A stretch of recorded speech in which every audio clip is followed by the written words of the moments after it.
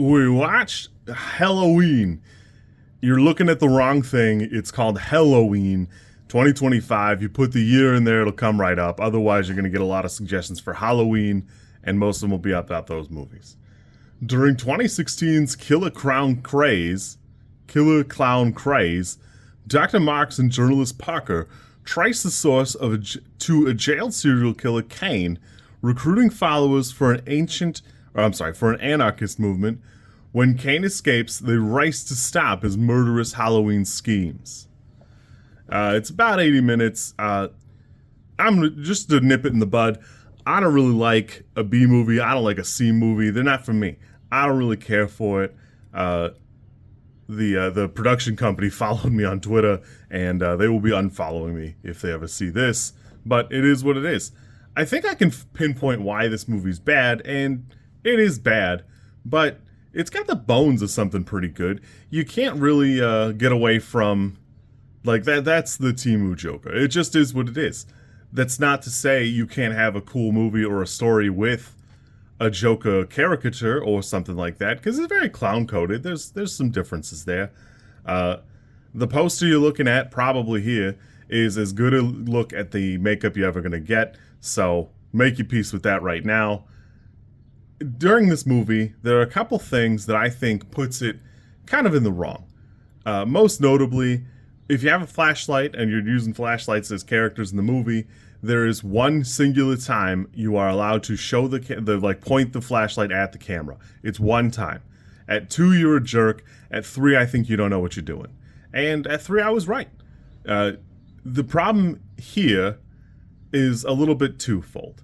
It's the budget and also Phil Claydon. And I'll give Phil Claydon his due. He's been in the business a long time.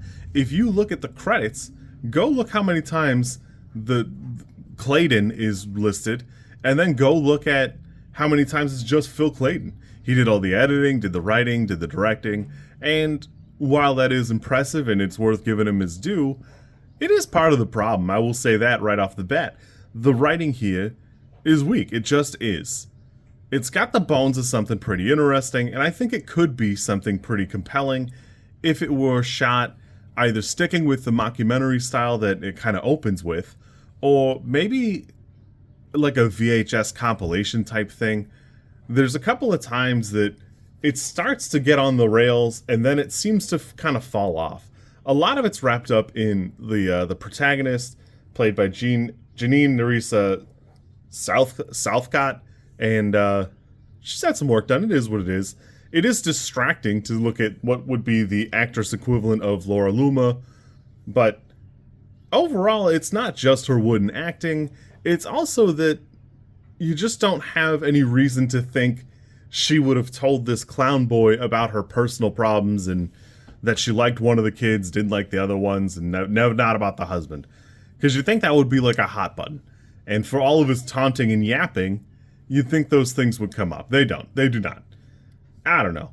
I really wanted to like this. I think it's got some potential. It's got something there. But unfortunately, it's not really doing that much. Somewhat notably, everything I've looked at claims that it's to be about the 2016 Killer Clown craze. And there's not really that much. It's not really a period piece. I understand that was only 10 years ago, but there are some differences, and you just don't see a lot of that.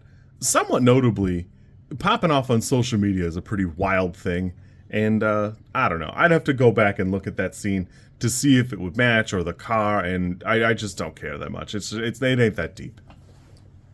Overall, the other problems you're going to run into are the way the lighting is exactly like a flashlight. It's pointed directly at the camera, which obfuscates any chance of you appreciating or enjoying any of the backdrop. And I actually think a couple of the set pieces look pretty good. I think his cell looks good. It's hokey, it's corny, but I think it looks good. You just never get to look at it. There's a billion drawings on the wall, but you can just tell barely that there are drawings on there. And I think it's the wrong way to go. In that same vein, the flickering lights are not appropriate. They're not appropriate. It doesn't matter that the power's out. You're on backup power. I sat through 10 Saw movies, and not a single one of them has so much flickering light. You can tell it's a shithole because it's a shithole. The set pieces work. You don't have to like go, well, maybe if the lights were worse, I would understand it. There's just a lot of yellow flickering light, and it's constant. It's the entire movie, and it doesn't need to be. In fact, there are 100 reasons for it not to be at all, because you've got some good makeup. I think the effects are pretty decent. It's a little weak, but it didn't have to be as weak. You probably lose a couple points just because your lighting is bad, and it's edited kind of sloppily. But I'm guessing it's like a painting. If your nose is too close to it while you're painting, it's not going to work. A consultant probably wouldn't have hurt because I had to make a phone call. You cannot stab somebody in the forehead with a hypodermic needle. It just doesn't work. You could probably inject it in their forehead, but as far as stabbing them in the face, in the forehead, it's not a thing unless they're a baby. And also the eponymous Kane is certainly a choice. Even the subtitles describe his laughter as Joker laughter. And I don't know if that's a mistake or it's deliberate, but I think there's something there. I think there's a movie to be had here where this is your character and it's about him, but it almost needs to be like a VHS or a compilation type thing.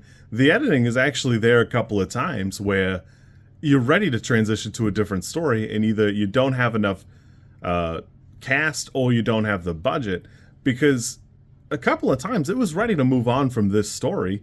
In fact, even this story feels like it's dragging its feet. The baffling amount of letters you see in the bedroom partway through is a clear indicator of that. But overall, the movie's weak just because there's not enough people involved and not enough people contributing, I think. It's hard to really say truthfully what the problem is here. Though, again, I'm kind of guessing it's just like a budgetary thing. Overall, it's palatable at best, but it shakes out to be a 2. A lot of the work here you're doing sits kind of in the way. The lighting being pointed directly at the camera, bad, and then you bothered to paint Jeanine Nerissa Sothcott's face up like a clown. It's kind of hard to see most of the movie. And you have to compare it to movies where you can see that the place is bad and gross or not doing well and still appreciate it. There's a little bit of an imagery problem where the little square on his forehead is supposed to be the psychiatric ward, and I don't know why. I don't know why you would do it that way. I'd have to go back and look and see if the little kid has the spirally part on his forehead too. I doubt it, but I don't know. Overall, this for me is a 2, but it's got the bones of something good. I see that Phil Claydon's been around at least a little while. I've not seen any of his movies that I can say off the top of my head, but there's something there. It just isn't here fully manifested. You kids be good. I'll catch you soon. I'm sure I have 100 other things to say. Not all of them very kind, but I did watch the movie, and I'm sure Shogun Films will be unfollowing me today. You kids be good. I'll catch you soon.